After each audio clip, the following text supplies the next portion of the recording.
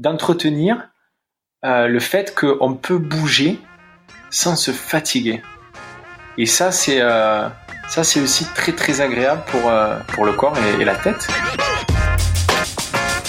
Bonjour, je suis Xavier Jalleran et bienvenue dans ce 24e épisode de Parlons Forme, le podcast qui vous fait du bien. Alors aujourd'hui, j'accueille Florian Coutelec qui se définit en tant que coach mouvement. L'idée étant de redonner plus de place à la lenteur dans un quotidien où l'on a trop souvent envie de faire les choses rapidement. Et donc Florian défend cette idée que tout le monde peut tirer de nombreux enseignements à ralentir, être plus à l'écoute de son corps et à privilégier la qualité des mouvements sur la quantité. Et tout ça sans avoir à faire une séance de sport en particulier. Nous sommes tous en fait amenés à bouger au quotidien. Donc ce podcast s'adresse à toutes et à tous et vous invite à vous recentrer pour réaliser des mouvements de meilleure qualité. Alors 2 points avant de lancer cette interview. Le premier, c'est que vous pouvez accéder aux notes ainsi qu'à la retranscription écrite complète de cet épisode en allant sur le lien suivant, extraform.fr/24. Et le deuxième, c'est que vous pouvez vous abonner au podcast et laisser un avis 5 étoiles plus un commentaire sur iTunes. Je lis tous les avis déposés et d'ailleurs je remercie Milpak, c'est son pseudo, qui a laissé le message suivant. Ce podcast est un vrai plaisir à écouter. Les sujets et les invités sont toujours de qualité et très intéressants. Xavier mène la danse avec pertinence et simplicité. On passe un très bon moment avec vous et surtout, on apprend beaucoup. Alors, merci Xavier, au top. Eh bien, moi, je te dis merci Milpak à toi pour ce commentaire et j'espère que cet avis vous inspire et que vous aussi, vous prendrez le temps de venir laisser un petit mot. Pour accéder à la page du podcast, le plus simple est de passer par le lien suivant, extraform.fr/iTunes, ou sinon vous cherchez directement Parlons Forme dans le moteur de recherche de l'application. Ceci étant dit, je vous souhaite une très bonne écoute. Bonjour Florian et merci de m'accompagner pour ce podcast. Bonjour Xavier, avec plaisir. Alors pour commencer, je te propose de te présenter pour exposer ce que tu fais et nous en dire un petit peu plus sur ton parcours. Oui. Alors bonjour à tous, je m'appelle Florian Coutelec. Je viens du sport de haut niveau en rugby. J'en ai fait pendant une bonne dizaine d'années. Et à la suite de blessures, on va dire, récurrentes, j'ai cherché de plus en plus à comprendre pourquoi j'étais blessé, comment en sortir. Et ensuite, comment transmettre. Donc, c'est pour ça que je me suis dirigé vers des études des métiers de la forme. Donc, c'était un DEUS métier de la forme que j'ai passé en 2011. Okay. Que j'ai eu, où j'ai eu le titre de major de promotion et qui m'a donné un petit peu de confiance, on va dire, pour tenter ma chance sur Paris en tant que coach sportif. Donc, voilà. Ça, c'est le début. À partir de là, j'ai travaillé un moment pour les salles de fitness, donc en tant que coach et aussi salarié. Et puis de plus en plus de demandes se sont faites pour du coaching personnalisé. Donc j'ai basculé petit à petit sur un statut d'indépendant pour répondre à la demande et faire de plus en plus de coaching à domicile. Chose qui était quand même beaucoup plus intéressante puisqu'on sortait de l'environnement fitness et de certains codes en fait qui bloquaient notre évolution dans la relation.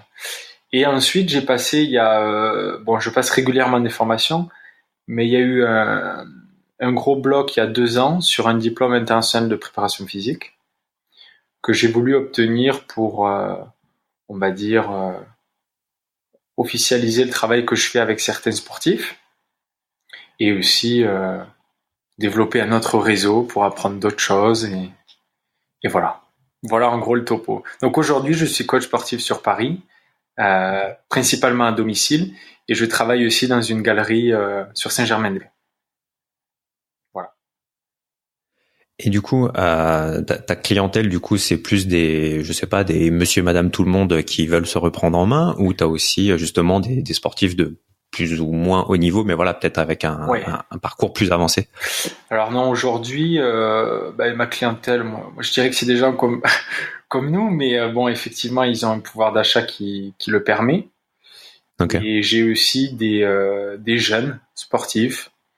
C'est souvent d'ailleurs la demande vient souvent des parents qui veulent avoir un bon encadrement et qui font appel à mes services en fait pour lancer leur petit dans le bain.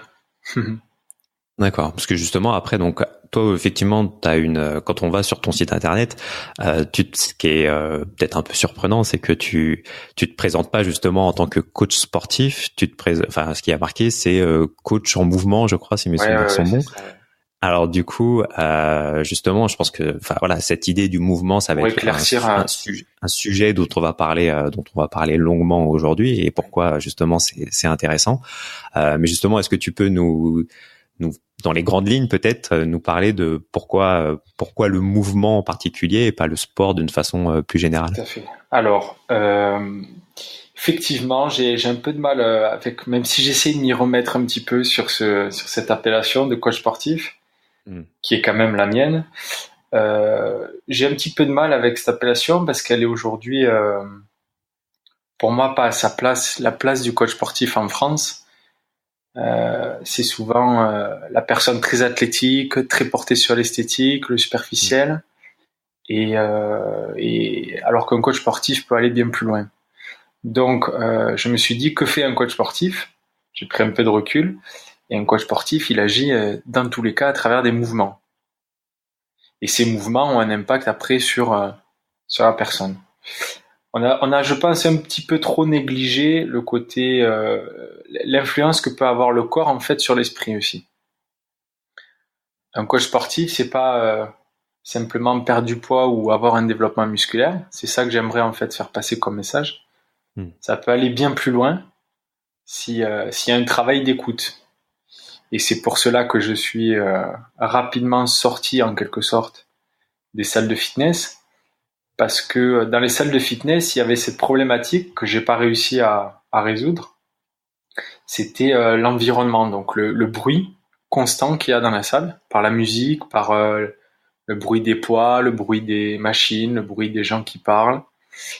Ça, c'est la première chose. Le bruit vous bloque en fait sur votre écoute du mouvement. Ça, c'est la première chose. La deuxième, c'est aussi les codes qu'il y a dans le fitness. Il y a aussi une pression de l'image.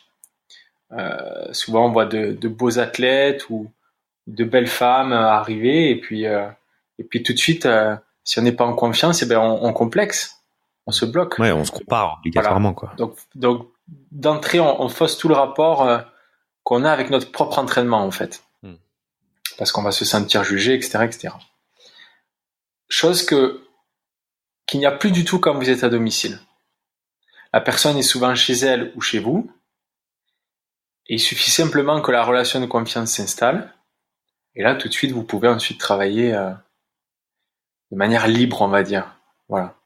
Et voilà pourquoi du coup je me suis un petit peu plus appelé coach mouvement et pas coach sportif, parce que pour moi encore aujourd'hui cette image du coach sportif elle est faussée, elle est dure à porter, et j'ai essayé de trouver une alternative. Voilà.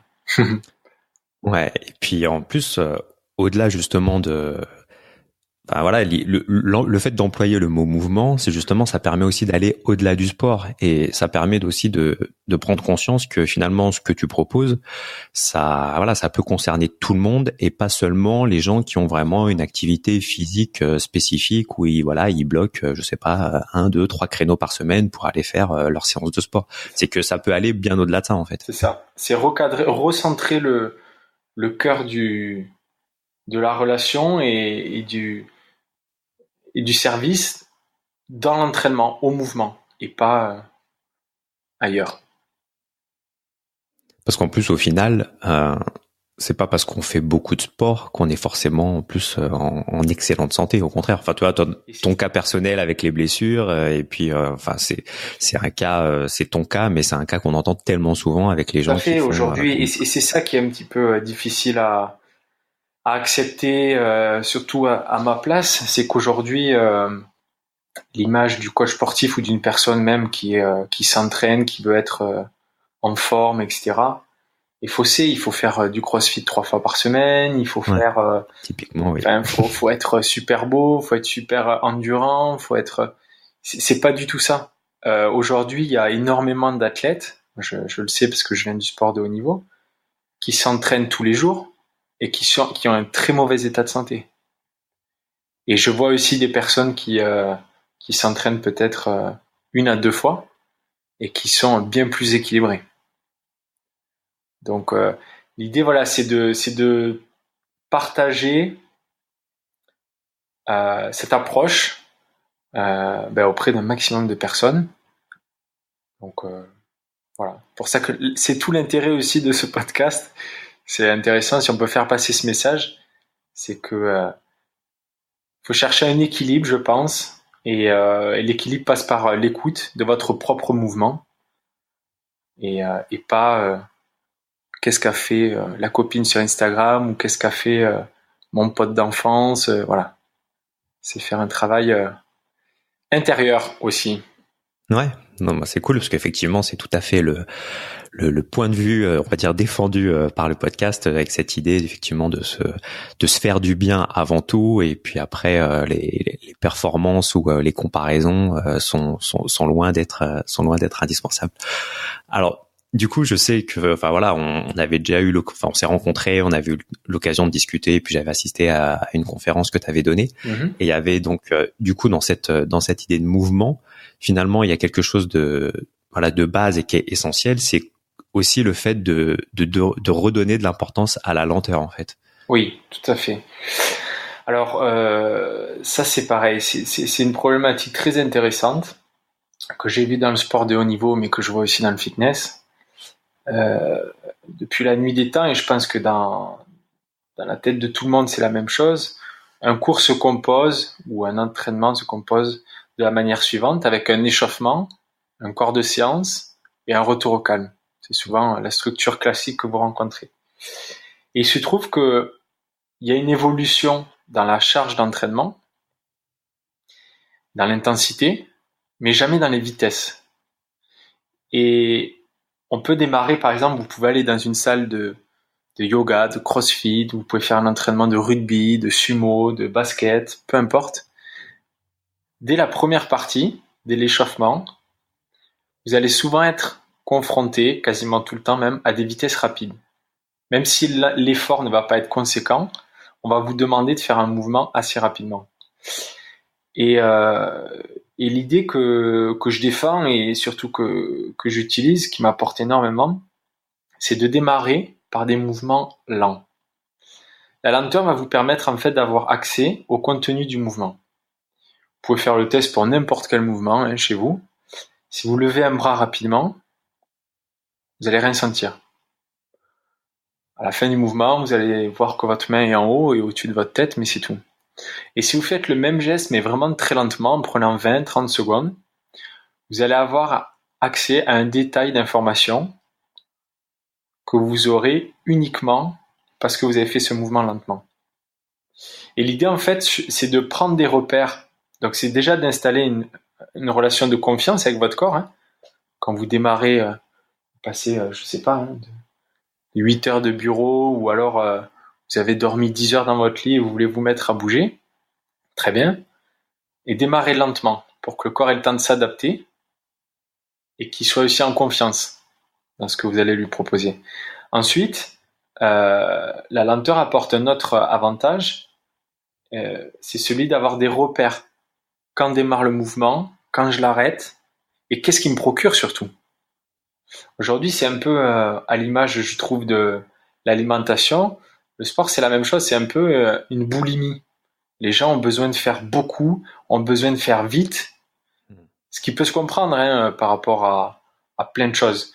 Mais essayez simplement de ralentir vraiment votre mouvement, pas votre consommation, mais ralentir votre vitesse de travail, et vous allez voir qu'énormément de choses vont émerger. Et c'est sur cette... c'est vrai que c'est une des grandes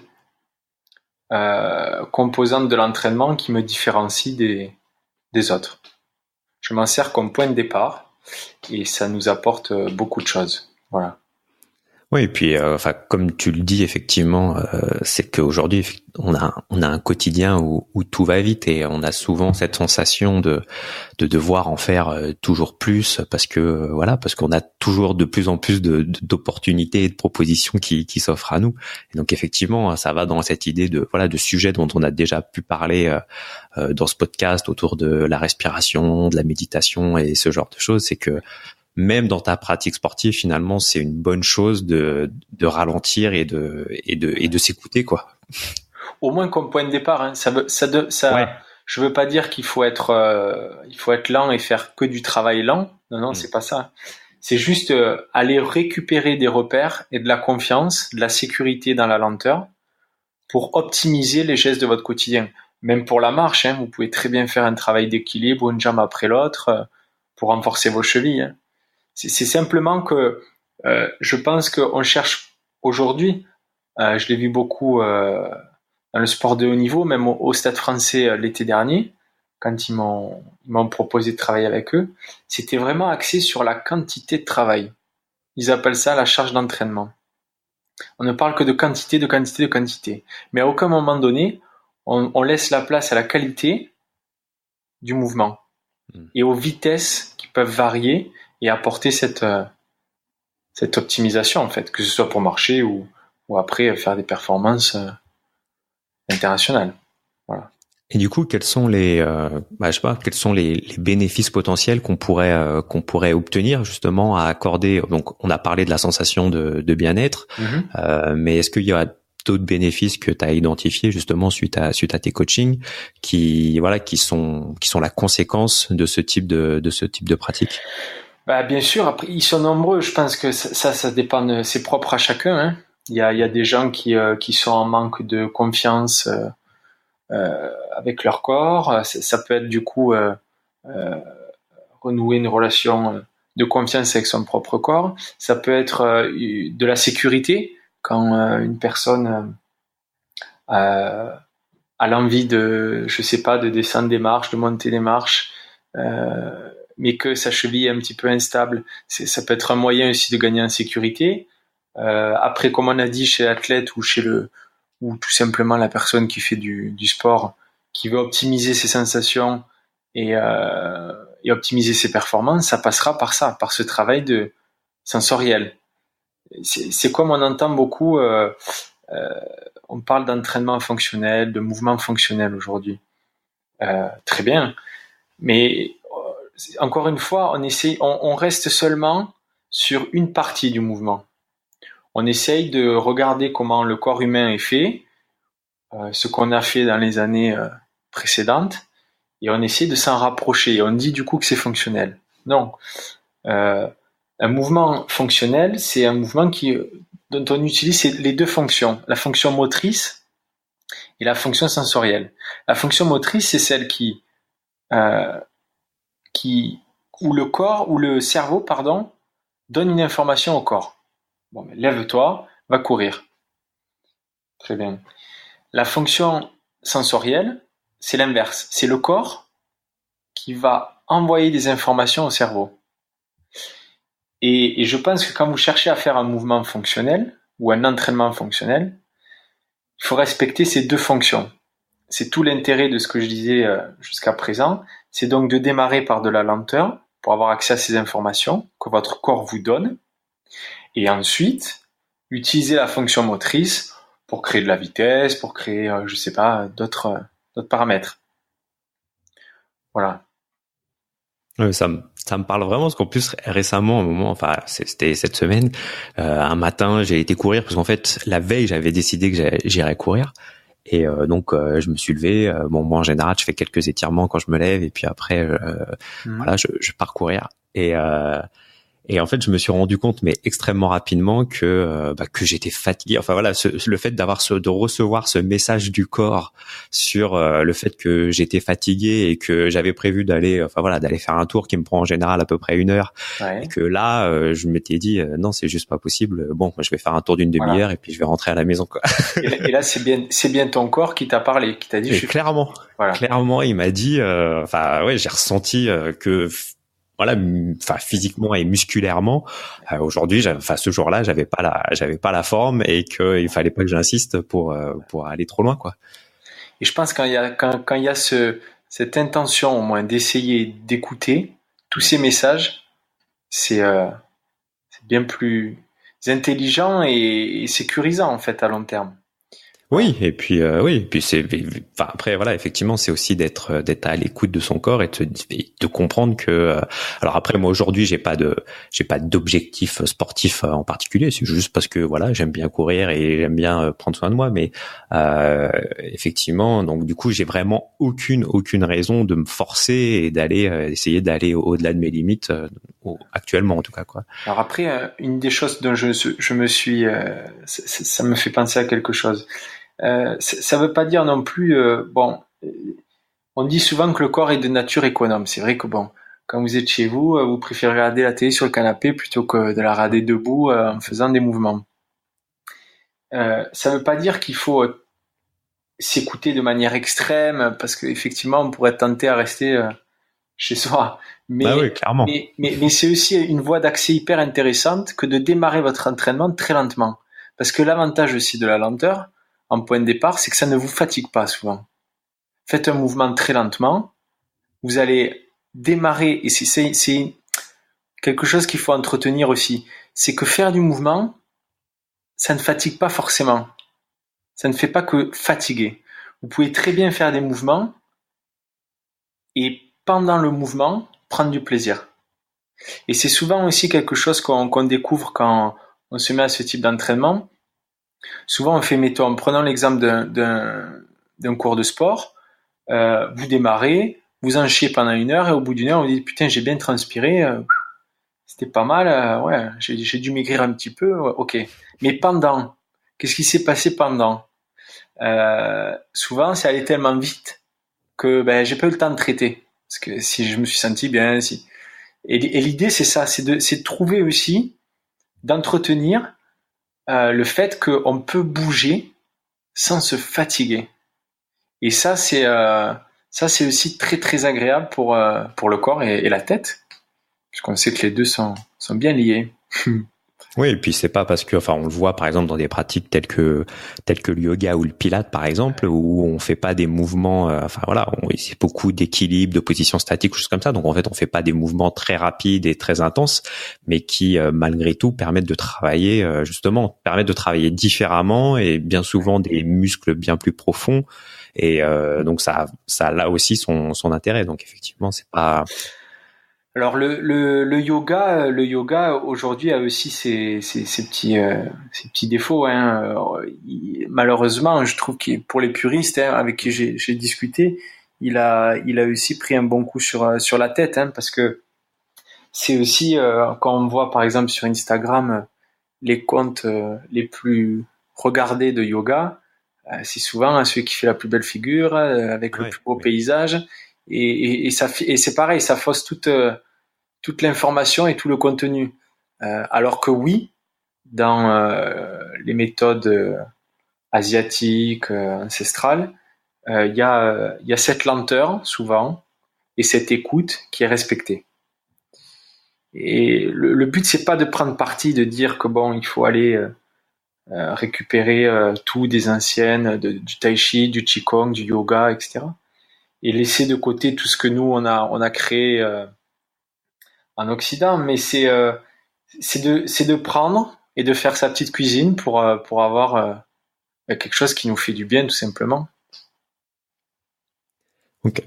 Et bah du coup, voilà, vu que là maintenant on a eu le temps de présenter un peu plus concrètement la méthode, du coup, voilà, je sais pas, moi en tant que sportif ou pas d'ailleurs, qu'est-ce que je dois savoir et quelles sont les choses à laquelle je dois être attentif si justement je veux avoir plus d'attention à accorder plus d'attention à mes mouvements. Ouais, je pense que ce serait le conseil qu'on pourrait donner à tous, c'est le comment. Aujourd'hui, c'est répondre à chaque fois à comment je le fais.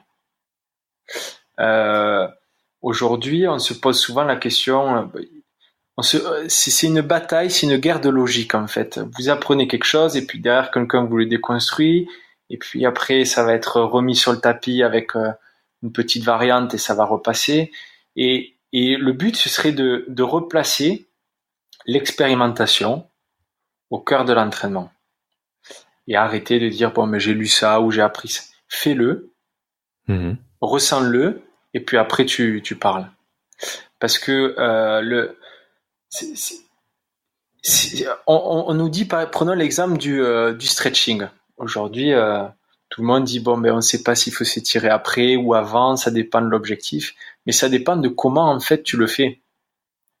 Il faut savoir comment est constitué le corps humain. C'est là que le coach peut vraiment apporter une plus-value. Comment est constitué le corps humain, quelle sensibilité il a, quelle élasticité il a. Et ça, c'est des choses qu'on peut transmettre dans un coaching par la lenteur et par l'expérimentation. Vous pouvez très bien vous étirer de manière très forte, soi-disant au bon moment, mais très forte et de manière très rapidement. Votre étirement, il va rien vous apporter. Et vous pouvez le faire soi-disant à un moment qui n'était pas propice, mais le faire de manière qualitative, à l'écoute, lentement, vous arrêter au bon moment et repartir. Et il va peut-être vous faire du bien. Donc l'idée, c'est vraiment que ce soit pour un étirement ou après un exercice de renforcement, peu importe le mouvement. C'est vraiment de comment je le fais. Qu'est-ce qui m'a apporté? Et donc c'est expérimenter.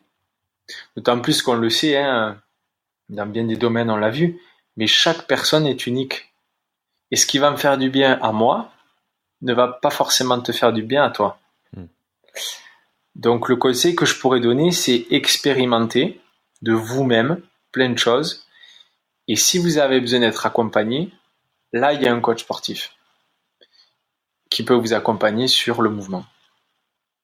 Voilà. Et du coup, alors, je sais que voilà, là on est en podcast, c'est sûrement bien plus facile en face à face, mais est-ce que justement là ensemble et puis du coup les personnes qui vont nous écouter, est-ce qu'on peut, je sais pas, expérimenter une ou deux petites choses pour peut-être commencer à prendre conscience de cette réalité? Ouais, bien sûr. On peut le faire pour un mouvement. Le mouvement que j'ai cité au tout début dans le podcast, le lever de bras. Okay. On va le faire pour une sensation de tension musculaire, de contraction, et on va le faire ensuite pour une sensation d'étirement. Okay. Super. Alors pour la sensation de tension musculaire, de contraction, vous allez vous mettre debout, si c'est pas le cas. Okay. Et vous allez lever votre bras très vite au ciel, et vous restez en haut. Pendant votre mouvement, il s'est peut-être rien passé. Enfin, vous n'avez peut-être rien senti. Maintenant, vous redescendez ce bras.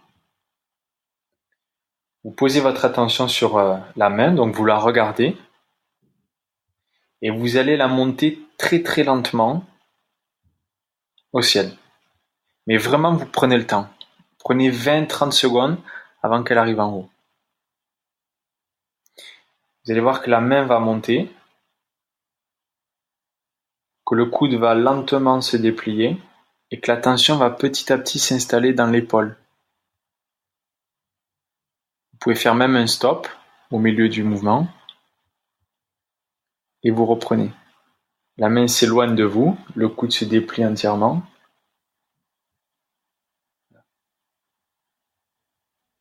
Et déjà là par exemple, on a eu le temps de traiter d'extraire 3 informations. Vous avez vu la main se déplacer, vous avez senti le coude se déplier, vous avez senti aussi la tension dans l'épaule qui a augmenté progressivement. Et c'est déjà 3 informations intéressantes. Donc pour une contraction musculaire, par exemple, quand vous voulez vous renforcer, c'est très intéressant de savoir à partir de quand ça se contracte, jusqu'où ça se contracte, quand ça s'arrête. Donc ça, c'était pour, par exemple, une sensation de contraction. Ouais, c'est marrant parce que du coup, j'ai fait l'exercice en même temps que tu le disais et j'ai même senti Enfin, j'ai eu vraiment la sensation même limite du sang à l'intérieur de ma main Voilà. qui a évolué et qui au départ était, on va dire, concentré vers le bas vu que j'avais la main le long du corps. Et quand t'as la main, forcément en l'air, tu sens que le sang sort de ta main et on va avoir plus tendance à aller effectivement. En plus, du coup, comme il y a de la contraction musculaire, je suppose qu'il est plutôt appelé dans cette région-là.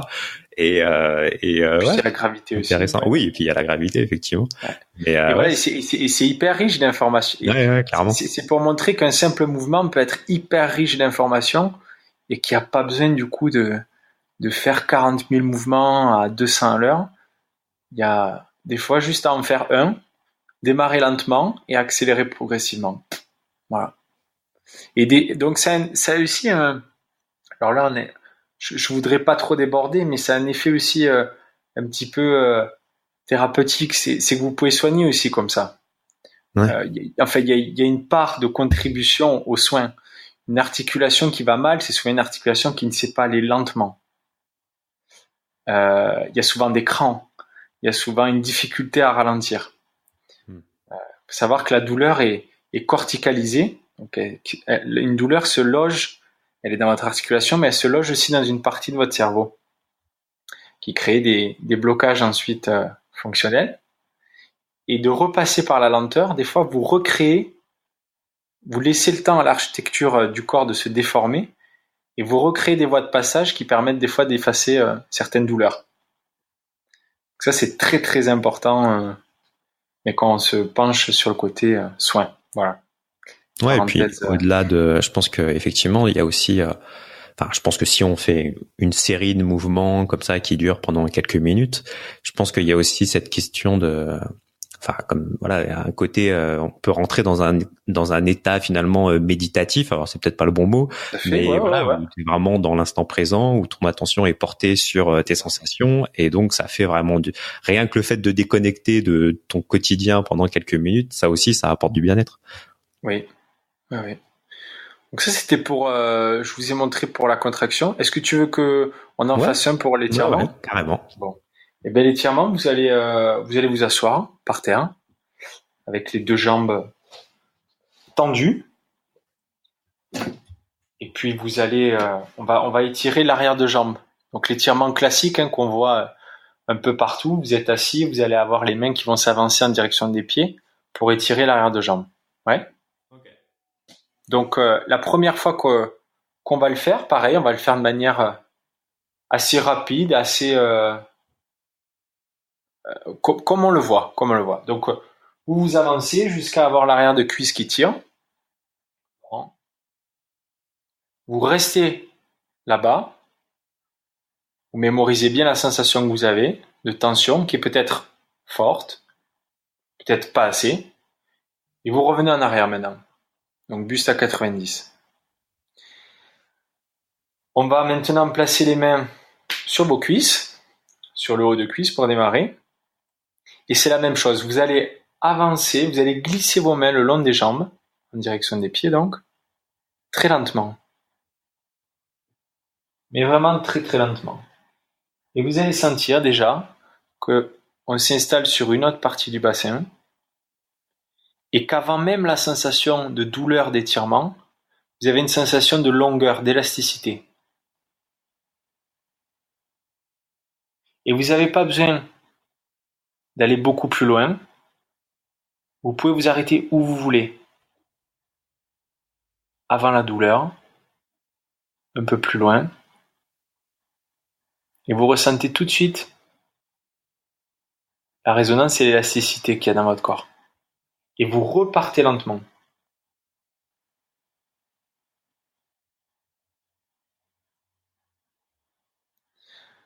Vous l'avez peut-être plus facilement ressenti sur l'étirement, mais la lenteur vous permet d'avoir une précision top.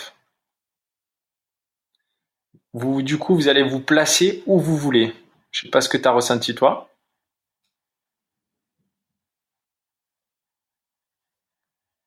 Xavier, tu m'entends? Ouais. J'étais par terre. Ah, y a pas de problème. Non, je sais pas du coup quel a été ton ressenti. Bah ouais, alors effectivement, oui, je suis d'accord avec tout ce que tu peux dire sur le fait d'avoir plus de contrôle finalement. Et aussi, ce qui est intéressant, c'est finalement aussi de prendre conscience de tout ce qui rentre en jeu au sein du corps quand on fait finalement ce mouvement, ou au-delà d'effectivement d'avoir simplement l'étirement à l'arrière de la cuisse ou du genou, on se rend compte que voilà les vertèbres entrent en ligne de Ouais. compte, les épaules, Sa le capacité de flexion bassin. sur le buste, absolument. Ouais, il y a tout ça qui rentre en ligne de compte, et effectivement, c'est c'est intéressant parce que tu peux aussi justement mettre ton attention là-dessus pour si t'as je sais pas si c'est vraiment un besoin, mais voilà, si t'as besoin ou envie d'aller peut-être un peu plus loin pour t'étirer un peu plus, si tu synchronises ça avec ta respiration, tout ça, tu peux aussi faire des choses pour aller dans ce sens-là, quoi. Et puis je pense que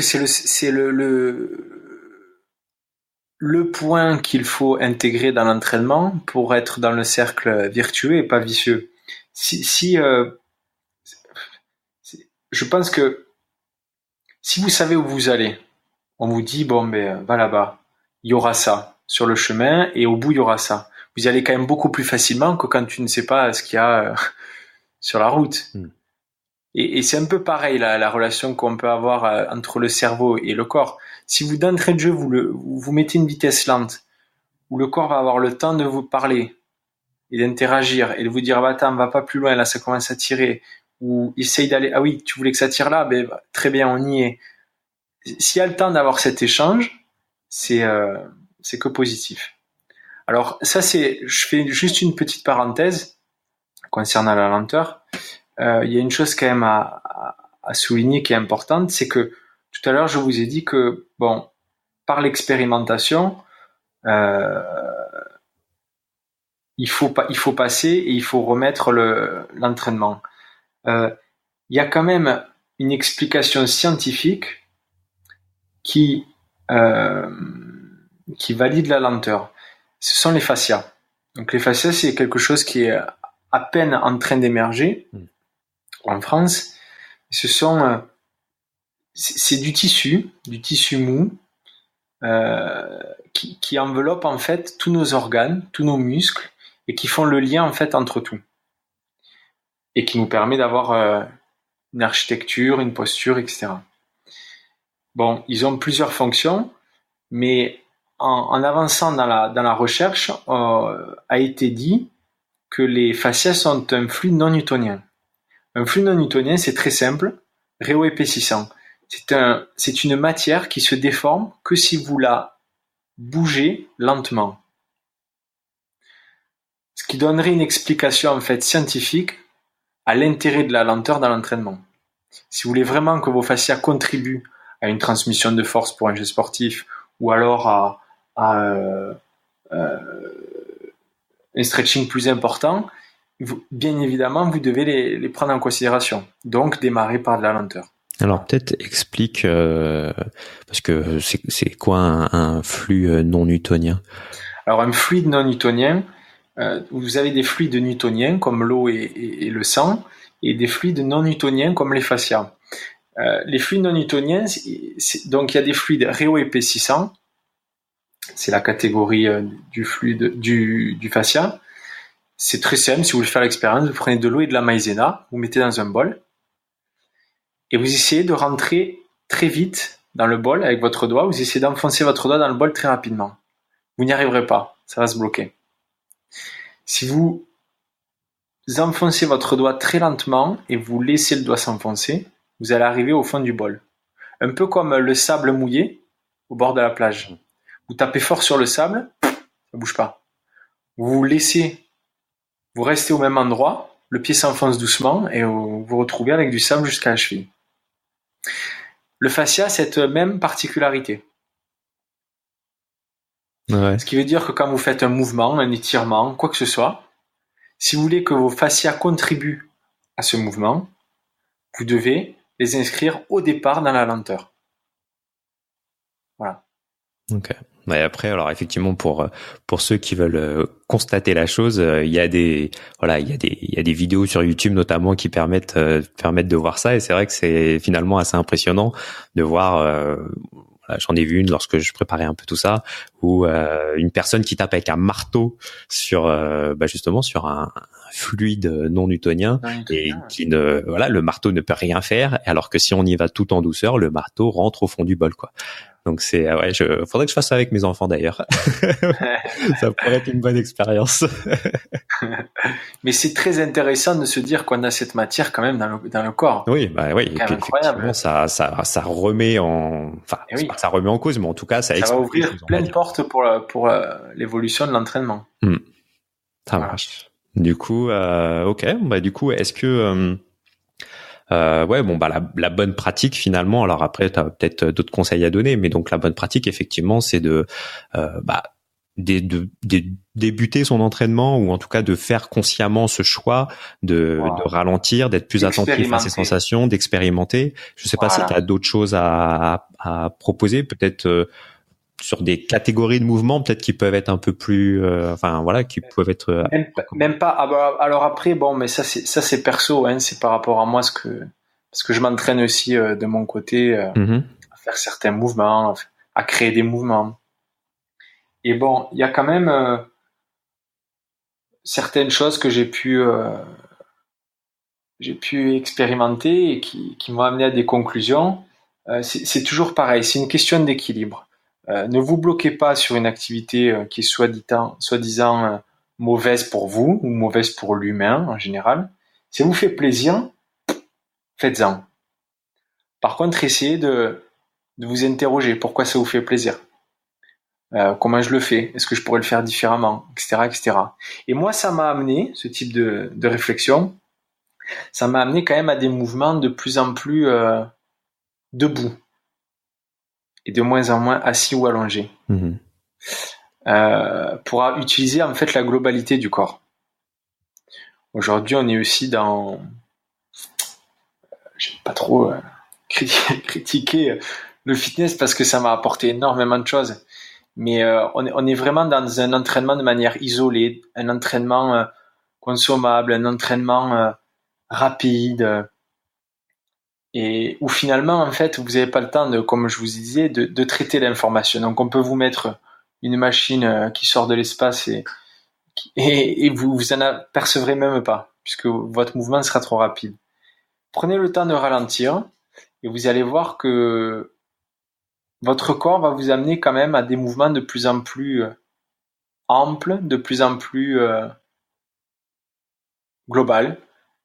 Et souvent la station debout, donc pied sur terre, euh, elle risque de ressortir. Voilà. On en parlait tout à l'heure sur le fait justement que ça permet de créer des bases solides en fait pour ensuite aller plus vers si ça fait partie de nos objectifs, aller vers potentiellement la vitesse ou la performance. Et du coup est-ce que on fait pour passer de l'un à l'autre? J'ai pas bien entendu la Non, question. l'idée c'est de savoir que effectivement, donc on peut partir sur des bases où on va faire des mouvements lents parce que Ouais. voilà, on sait que ça nous fait du bien, et ensuite Mhm. malgré tout, on peut avoir des objectifs de vitesse et de performance dans certaines activités. Et du coup, Le lien, on comment on passe fait le lien? comment on passe de l'un à l'autre? Ah ben c'est simple, vous gardez votre préparation physique spécifique. Donc mettons pour un footballeur, vous gardez le ballon et vous pouvez très bien filmer votre match ou votre entraînement, découper une minute de votre entraînement, voir tous les mouvements que vous faites pendant une minute et les refaire lentement avec votre ballon pour reprendre du repère, comme pour la marche. Marchez tous les jours hyper vite pour aller à votre travail, très bien. Vous avez un parcours variable avec des montées de marche, des virages, etc. Très bien. Vous prenez ces mouvements et vous les refaites de plus en plus lentement.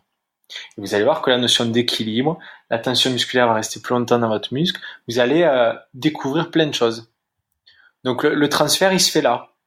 Il se fait sur vous prenez votre geste spécifique pour un sportif et vous le faites au ralenti pour démarrer. Et du ralenti, vous recréez la vitesse. Ça marche. Bon, comme ça, la boucle est bouclée. On retourne à ce qu'on parlait au début sur le fait que, effectivement, c'est valable pour les sportifs, mais c'est aussi valable pour, monsieur et madame tout le monde, on va dire, ou même si on fait pas de sport, il y a tellement de choses finalement qu'on fait dans notre quotidien qu'on peut renforcer, quoi. Ouais. J'ai un petit exemple à vous donner juste avant de passer à la suite. J'ai une dame qui avec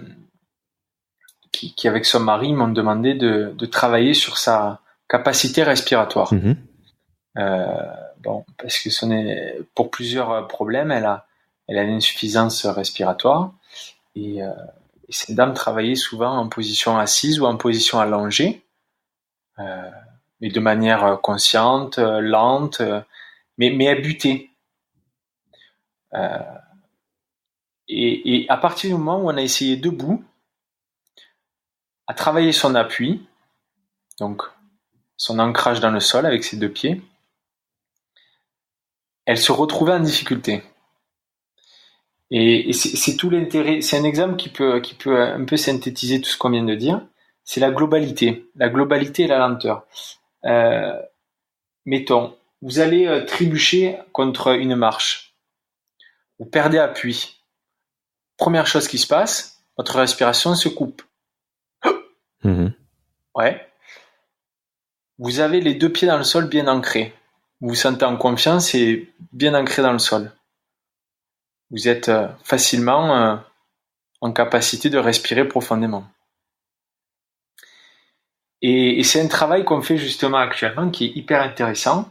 C'est que même d'une personne qui veut simplement garder une capacité respiratoire correcte, au sportif de très haut niveau qui va augmenter sa VO2 max, on s'entête des fois à rester sur le schéma actuel et forcer, passer en force pour aller avoir un plus gros poumon, ou etc.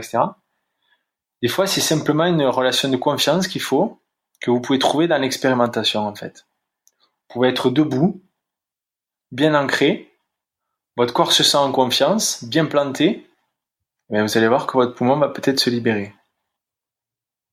Voilà. Ça marche. Voilà. Merci pour ce partage. Avec plaisir.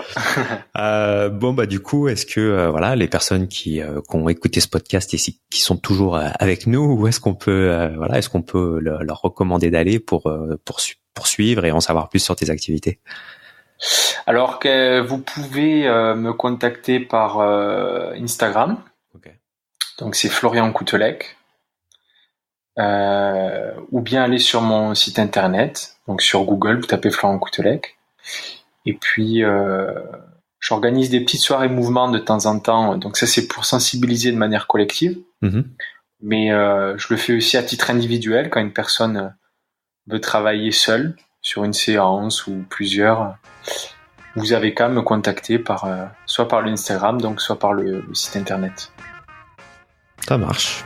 C'est voilà. Parfait. On fait comme ça alors. Merci beaucoup Florian. Merci à toi. Et puis une prochaine fois peut-être. Ouais, bonne journée. Salut. Un grand merci à toi Florian pour ta participation à cet épisode de Parlons Forme. Alors je vous rappelle que vous pouvez accéder aux notes ainsi qu'à la retranscription écrite complète de ce podcast sur le lien suivant extraform.fr/24, le chiffre 24. Et vous ne le savez peut-être pas, mais si j'ai décidé de lancer ce podcast, c'est aussi parce que je me suis donné la mission de favoriser le partage des connaissances afin d'inspirer les gens pour que leur quotidien soit enthousiasmant et épanouissant. Et donc cela passe donc par la publication de ces interviews chaque semaine, mais aussi par l'animation du groupe privé Forme Idéale sur Facebook. Et vous pouvez nous rejoindre gratuitement et la communauté des idéalistes se fera un plaisir de vous accueillir dans un esprit d'entraide et de bienveillance. L'objectif est de vous aider à avancer et à progresser sur vos challenges du moment, que ce soit autour du poids, de l'énergie, de l'activité physique et tout ce qui concerne le bien-être en général. Et donc pour en savoir plus et accéder au groupe, je vous demande simplement de me montrer que vous souhaitez y participer. Et pour cela, il est indispensable de répondre aux 3 questions posées lorsque vous cherchez à accéder au groupe. Vous pouvez imaginer ces questions comme la porte d'entrée du groupe. Donc vraiment prenez le temps de répondre aux questions car c'est important et d'ailleurs toute demande sans réponse ne sera pas validée. Donc pour nous rejoindre, vous pouvez passer par le lien suivant extraform.fr/groupe ou sinon vous cherchez directement Forme Idéal dans le moteur de recherche de Facebook. Je suis impatient de vous lire et dans tous les cas, on se retrouve la semaine prochaine pour un nouvel épisode. Ciao.